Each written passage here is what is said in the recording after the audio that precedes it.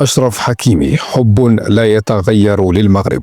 أشرف حكيمي أبرز نجوم العالم، لا يفوت أي فرصة للعودة إلى المغرب. كلما لعب مع المنتخب الوطني المغربي فهو يستغل ذلك، وكل زيارة ليس فقط لخوض المباريات بل أيضا للتجول في مختلف مناطق البلاد، ولقاء الأطفال المغاربة والجماهير المغربية، والقيام بأعمال خيرية تعكس ارتباطه العميق بوطنه. حكيمي ليس مجرد لاعب كرة قدم، بل هو سفير للمغرب في كل مكان، يحمل رايته بكل فخر، ويؤكد في كل زيارة أن المغرب ليس مجرد بلد بالنسبة له، بل هو بيته الذي ينتظر دائما العودة إليه بشوق وحب.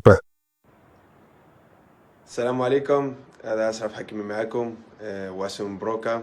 باش نقول لكم انا فرحان بزاف اللي طرا اللي درنا في الاولى، وبغيت نقول لكم ان شاء الله نتشوفوا بكري، وراهو مزيان الدراري. يلا كون بيجو ديما مغرب.